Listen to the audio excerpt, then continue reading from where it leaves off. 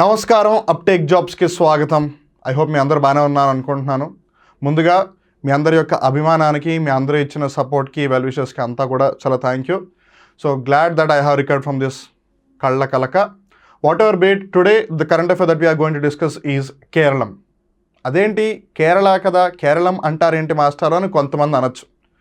ఎవరికైతే ఒక ఐడియా ఉందో వాళ్ళైతే దీని గురించి చెప్పండి మాస్టారు అనొచ్చు. ఎందుకనంటే రీసెంట్గా కేరళ రాష్ట్ర శాసనసభ అంటే కేరళ స్టేట్ అసెంబ్లీ ఇప్పటి నుంచి మమ్మల్ని కేరళ అని కాదు కేరళం అని పిలవాలి అని చెప్పిందనమాట. అందుకుగాను ఒక బిల్లును కూడా ఆమోదించేసింది, ఒక బిల్లును కూడా పాస్ చేసింది.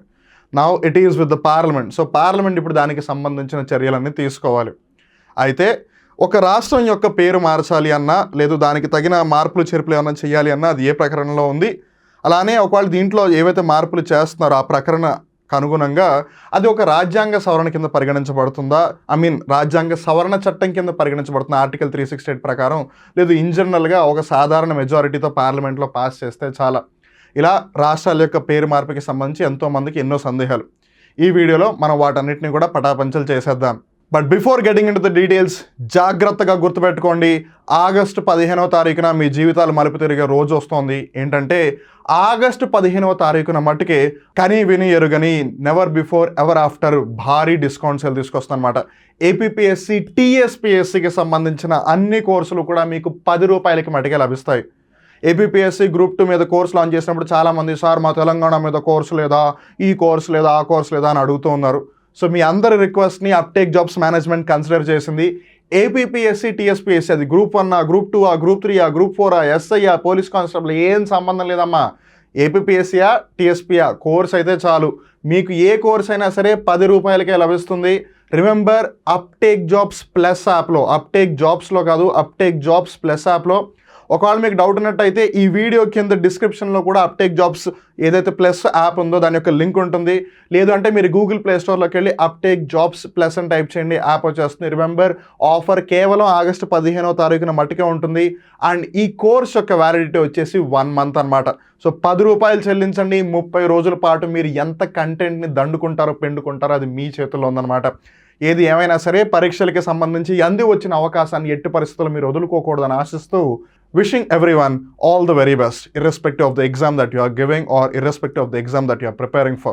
And also do remember, ఇలాంటి ఆఫర్లు చాలా రేర్గా వస్తూ ఉంటాయి కాబట్టి కేవలం మీరు సెల్ఫిష్గా ఆలోచించి మీ దగ్గరే కాకుండా మీ ఫ్రెండ్స్కి వాళ్ళందరికీ కూడా చెప్పండి. యూ నెవర్ నో, ఇలాంటివి మంచి పనులు చేయడం తప్పేం లేదు కదా. సో మీ ఫ్రెండ్స్ అందరికీ చెప్పండి. అలానే అప్టేక్ జాబ్స్ ఛానల్కి మీరు మొట్టమొదటిసారిగా వచ్చినట్టయితే ఛానల్ని సబ్స్క్రైబ్ చేసుకోవాల్సిందిగా రిక్వెస్ట్ చేస్తూ ఉన్నాం. ఫస్ట్ అండ్ ఫార్మోస్ట్ ఈ అంశం వార్తల్లోకి ఎందుకు వచ్చింది అంటే ద కేరళ అసెంబ్లీ, కేరళ రాష్ట్ర శాసనసభ హ్యాడ్ పాస్డ్ అ రెజల్యూషన్, ఒక బిల్లుని ఆమోదించిందనమాట. Urging the centre to rename the state as Keralam under article 3 of the constitution. ఇక్కడ మీరు జాగ్రత్తగా గమనించాల్సింది ఏంటంటే ఆర్టికల్ 3 ప్రకారం కేరళ పేరుని ఇప్పటి నుంచి కేరళంగా కన్సిడర్ చేయాలని చెప్పి కేరళ రాష్ట్ర శాసనసభ కేంద్ర ప్రభుత్వాన్ని కోరుతోందనమాట. సో ఇప్పుడు కేంద్ర ప్రభుత్వమే దీనికి సంబంధించిన చర్యలు తీసుకోవాలి. అండ్ అది కూడా ఆర్టికల్ 3 ప్రకారం. ఆర్టికల్ 3 గురించి తెలుసుకోబోయే ముందు మీరు ఆర్టికల్ 1 గురించి కూడా తెలుసుకోవాలి. ఎందుకనంటే article 1 India that is the Bharat the union of states అంటుంది. సో ఇక్కడ ఏదైతే రాష్ట్రాలు ఉన్నాయో ఇవంతా కూడా an indestructible union with destructible states అనమాట. అంటే మన దేశాన్ని అయితే మనం విభజించలేము, మన దేశాన్ని అయితే మనం విడగొట్టలేము. కానీ ఈ దేశం లోపల ఉన్న రాష్ట్రాలు ఏవైతే ఉన్నాయో మనం వాటి యొక్క రూపురేఖలు మార్చొచ్చు అనమాట.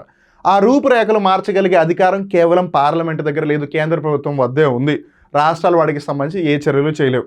అయితే రాష్ట్ర ప్రభుత్వాలు ఫెడరలిజం కదా, ఎండ్ ఆఫ్ ద డే మనం కంప్లీట్గా ఒక సమాఖ్య విధానాన్ని అవలంబించకపోయినా సరే కొన్ని సమాఖ్య లక్షణాలు అయితే ఉన్నాయి కదా, ఫెడరల్ ఫీచర్స్ అయితే ఉన్నాయి కదా.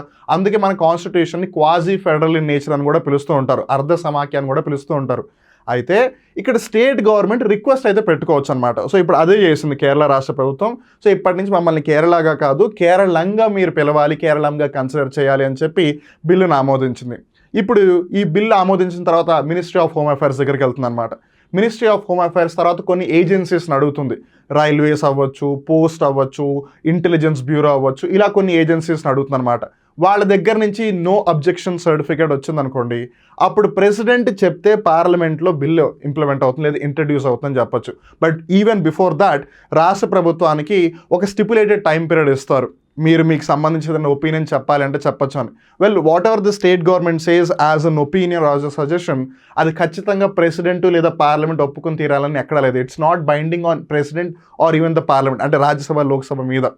అలా ఈవెన్ ఈ బిల్లు కూడా ఇంట్రడ్యూస్ చేసేటప్పుడు పార్లమెంట్లో లోక్సభలో అయినా ఇంట్రడ్యూస్ చేయొచ్చు, రాజ్యసభలో అయినా ఇంట్రడ్యూస్ చేయొచ్చు.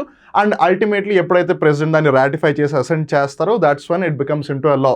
అండ్ రిమెంబర్, ఈ పేరు మార్చే ప్రక్రియ ఈవెన్ దో ఆర్టికల్ 3 ప్రకారం జరుగుతూ ఉన్నా సరే 368వ ప్రకరణ ఏదైతే ఉందో అమెండ్మెంట్ టు ద కాన్స్టిట్యూషన్ అనే అంశానికి సంబంధించి కన్సిడర్ చేయబడదు. This happens as a general change to the constitution, as a normal change to the constitution అనమాట. సో అందుకే ఈ మార్పు ఒకవేళ చేయాలి అంటే పార్లమెంట్లో సింపుల్ మెజారిటీ, అంటే సాధారణ మెజారిటీ సరిపోతుంది, స్పెషల్ మెజారిటీ అవసరం లేదు. సో మనం బేసిక్గా కొన్ని డీటెయిల్స్ అయితే తెలుసుకున్నాం, just to make sure that you will be well prepared enough. So ఇప్పుడు మనం డీటెయిల్స్లోకి వెళ్దాము.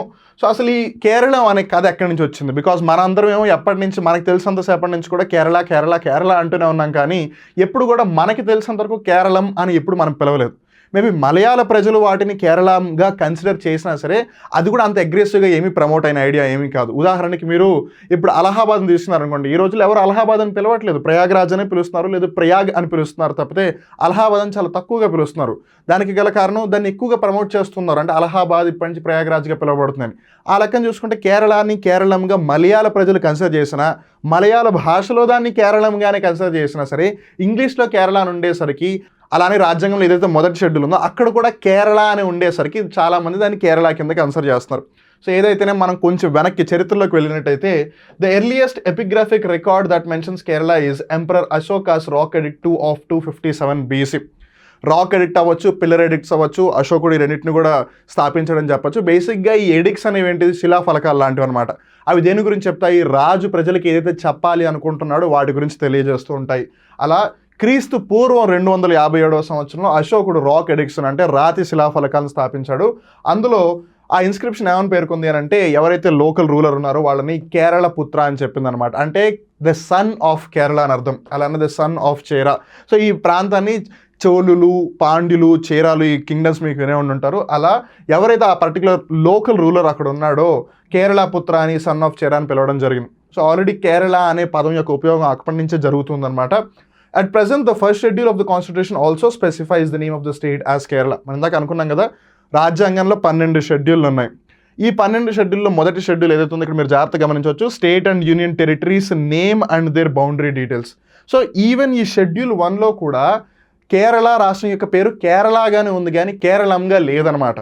అయితే కేరళ రాష్ట్రం యొక్క ఏర్పాటుకి సంబంధించి ఆ కొత్త రాష్ట్రం ఏదైతే ఉందో, ఒకప్పుడు పరిస్థితి వేరు కదా, బికాస్ భారతదేశానికి స్వాతంత్ర్యం రాకముందు ప్రిన్స్లీ స్టేట్స్ అని, లేదు బ్రిటిష్ వాళ్ళు పరిపాలించిన సామ్రాజ్యాలు ఈ విధంగా ఉన్నాయి. సో కేరళ రాష్ట్రం ఏర్పాటైంది అయితే 1956వ సంవత్సరంలో కదా. సో ఆ లెక్కను చూసుకున్నట్టయితే ముందు కేరళ ఒకలాగా ఉంది, ఇప్పుడున్న కేరళ ఒకలాగా ఉంది. సో ఆ ట్రాన్సిషన్ ఎలా జరిగింది, లేదు దాని యొక్క ఏర్పాటు ఎలా జరిగిందని గమనిస్తే, the people speaking Malayalam had been ruled by various kings and princely states in the region. Obviously మనం చరిత్రను చూసుకున్నట్టయితే ప్రతి ప్రాంతాన్ని కూడా ఎంతోమంది రాజులు పరిపాలించారు, ఎన్నో వివిధ రాజ్యాలు పరిపాలించాయి. ఈవెన్ మీరు మన తెలంగాణ ప్రాంతాన్ని చూసుకున్నా, లేదు ఆంధ్రప్రదేశ్ ప్రాంతాన్ని చూసుకున్నా సరే ఎంతోమంది రాజులు, ఎన్నో వంశాలు, ఎంతోమంది పరిపాలకులు. అలానే ఈ కేరళ ప్రాంతాన్ని కూడా ఎంతోమంది రాజులు పరిపాలించారనమాట. ఇన్ ద 1920s 1920లో ద ఐక్య అంటే ఏంటి, యూనిఫైడ్. ఎలా అయితే మనం ఐక్యత అంటుంటాం యూనిటీగా, అలా ఐక్య అంటే ఈజ్ లైక్ యూనిఫైడ్ అనమాట, ఒకటిగా. Kerala movement gathered momentum and a demand for a separate state for Malayalam speaking people came up. So 1920 నుంచే మలయాళ భాష మాట్లాడుతున్న వాళ్ళందరూ కూడా ఒకటిగా ఉండాలి, వాళ్ళందరూ కలిసి ఐకమత్యంగా ఉండాలి అని చెప్పి అప్పట్లోనే ఒక ఉద్యమం వచ్చిందని చెప్పొచ్చు. It aimed at the integration of Malabar, Kochi and Travancore into one territory. So వాళ్ళు 1920 సంవత్సరంలో ఏదైతే ఐక్య అనే ఉద్యమం చేశారు, బేసిక్గా ఐక్య కేరళ అని ఉద్యమం చేశారో, వాళ్ళ యొక్క మెయిన్ ఎయిమ్ లేదు ముఖ్య ఉద్దేశం ఏంటి అని అంటే, అప్పట్లో ఉన్న మలబార్ ప్రాంతం అవ్వచ్చు, కొచ్చి ప్రాంతం అవ్వచ్చు, ట్రావెన్కోర్ ప్రాంతం అవ్వచ్చు, వీటన్నిటిని కూడా కలపాలి, వీటన్నిటిని కూడా సమగ్రంగా కలిపేసి కేరళ అనే ప్రాంతాన్ని ఏర్పాటు చేయాలి అని. ఆఫ్టర్ ఇండిపెండెన్స్, భారతదేశానికి స్వాతంత్ర్యం వచ్చిన తర్వాత merger and integration of princely states was a major step towards the formation of the state of Kerala. మనందరికీ తెలుసు, భారతదేశానికి స్వాతంత్ర్యం వచ్చిన తర్వాత ఏవైతే ప్రిన్స్లీ స్టేట్స్ ఉన్నాయో, ఏవైతే సంస్థానాలు ఉన్నాయో అవన్నీ కూడా ఏకం చేయడం జరిగింది. And that was a major step అని చెప్పాలి in the establishment of India as a union of states. On 1st July 1949, the two states of Travancore and Kochi were integrated. So 1 July 1949 సంవత్సరంలో ట్రావెన్కోర్ అలానే కొచ్చిని కలిపేశారనమాట, heralding the birth of the Travancore Cochin state. మీరు జాగ్రత్తగా గమనించాల్సింది ఏంటంటే కొన్ని చోట్ల కొచ్చి అని పిలుస్తున్నారు, కొన్ని చోట్ల కొచ్చిన్ అని పిలుస్తున్నారు ఏంటి అని. So Cochin is the old name అనమాట, ఇదేమో పాత పేరు, ఇదేమో కొత్త పేరు. సో ప్రస్తుతం అందరూ కొచ్చి అని పిలుస్తున్నారు, ఒకప్పుడు మటుకు కొచ్చిన్ అని పిలిచారు. సో కన్ఫ్యూజ్ అవ్వద్దు. When it was decided to reorganize states on a linguistic basis, మనందరికీ తెలుసు ప్రస్తుతం ఏవైతే రాష్ట్రాల యొక్క ఏర్పాటు జరిగిందో ఎక్కువ శాతం అండ్ మరీ ముఖ్యంగా దక్షిణ భారత ప్రాంతంలో ఎక్కువగా రాష్ట్రాలన్నీ కూడా భాష ఆధారంగా ఏర్పాటైనవే. In fact almost all the states, not just one. ఒక్క తెలంగాణ మట్టుకే భాష ఆధారంగా ఏర్పాటు అవ్వకపోయినా సరే మిగతా అన్ని కూడా భాష ఆధారంగానే ఏర్పాటయ్యాయి. సో తమిళనాడు తమిళం, కేరళ మలయాళం, కర్ణాటక కన్నడ, ఒకప్పుడు ఆంధ్రప్రదేశ్ తెలుగు. ఆంధ్రప్రదేశ్ నుంచి తెలంగాణ రావడానికి గల రీజన్స్ వేరు. సో ఏది ఏమైనా సరే majority of this not only just in southern part of India, Maharashtra అవ్వచ్చు, మరాఠీ, గుజరాత్ అవ్వచ్చు, గుజరాతీ, ఇవన్నీ కూడా భాషాధారంగా ఏర్పాటైనవి కదా. సో అలా ది స్టేట్ రీఆర్గనైజేషన్ కమిషన్ అంటే రాష్ట్రాల యొక్క పునర్విభజన కమిషన్ ఏదైతే ఉందో of the union government recommended creation of the state of Kerala. So అలా మలయాళ భాషను ఆధారంగా చేసుకుని కేరళ అనే రాష్ట్రం యొక్క ఏర్పాటు జరగాలని కూడా స్టేట్ రీఆర్గనైజేషన్ కమిటీ చెప్పిందనమాట. అండ్ దాని తర్వాత కూడా ఈవెన్ ఫజల్ అలీ కమిషన్ ఏదైతే ఉందో recommended reorganizing states on linguistic basis and creation of the state of Kerala. Even Fazal Ali commission కూడా ఆ ఐడియాను సపోర్ట్ చేసింది. సో ఆ విధంగా the state of Kerala came in to being on November 1, 1956. So ఆ విధంగా 1956వ సంవత్సరంలో నవంబర్ 1వ తారీఖున కేరళ రాష్ట్రం యొక్క ఏర్పాటు జరిగింది. సో మరి మనం ఫజల్ అలీ కమిషన్ గురించి చర్చించుకున్నప్పుడల్లా జాగ్రత్తగా గమనించాల్సింది ఏంటంటే అదొక త్రిసభ్య కమిటీ. ఫజల్ అలీ గారు, కేఎం ఫణిక్కర్ గారు, హెచ్ఎన్ కుంజ్రు గారు, వీళ్ళు ముగ్గురు కూడా ఫజల్ అలీ కమిషన్లో సభ్యులు. In Malayalam the state was referred to as Keralam, while in English it was Kerala.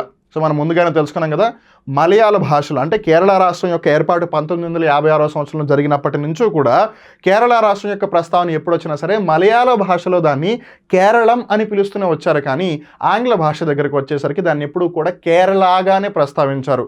అయితే కేరళ ప్రజలు దీన్ని అసలు ఒప్పుకోవట్లేదన్నమాట. మేము కేరళం వాసులం, కేరళ వాసులం కాదు, అందుకని ఇప్పటి నుంచి మీరు ఇంగ్లీష్లో కూడా కేరళంగానే కన్సిడర్ చేయాలి అని చెప్పి.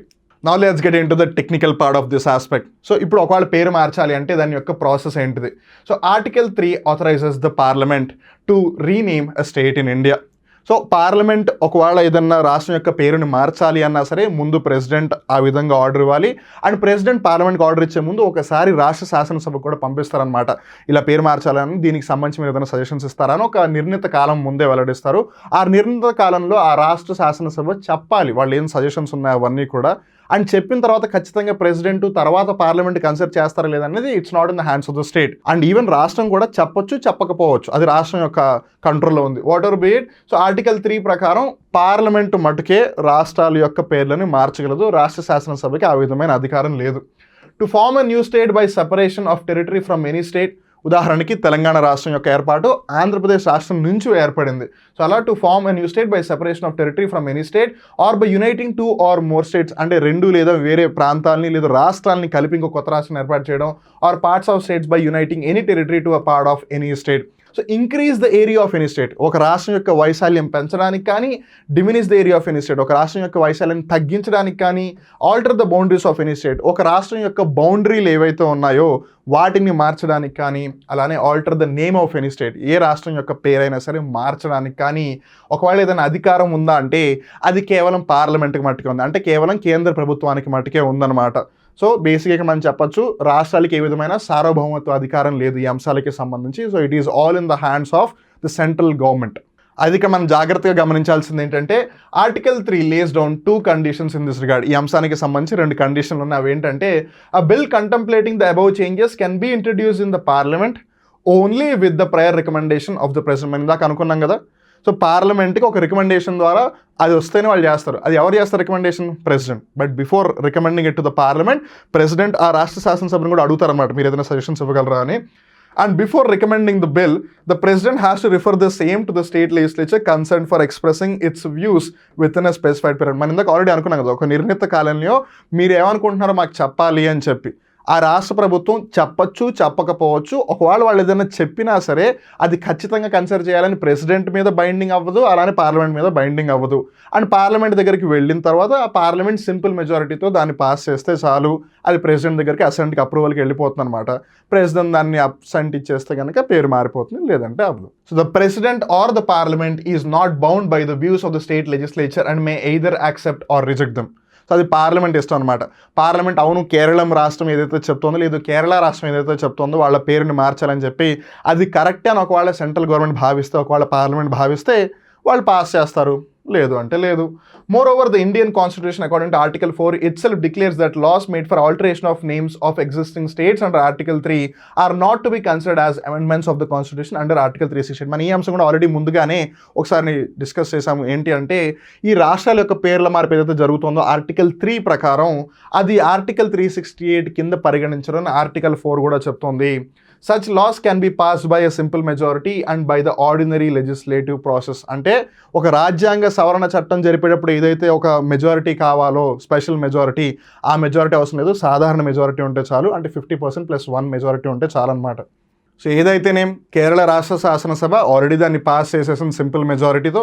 ఇప్పుడు పార్లమెంట్ దగ్గరికి వెళ్తుంది. But before going there ministry of home అఫైర్స్కి కేరళ స్టేట్ పంపించిందనమాట రిక్వెస్ట్, ఇలా మేము పేరు మార్చాలనుకుంటున్నామని. So ministry of home affairs కొన్ని ఏజెన్సీస్ అడుగుతుంది. మనం ఆల్రెడీ ఇందాక అనుకున్నాం, పోస్ట్ అవ్వచ్చు, ఇంటెలిజెన్స్ బ్యూరో అవ్వచ్చు, రైల్వేస్ అవ్వచ్చు, ఇలా కొన్ని ఏజెన్సీస్ని అడుగుతుంది.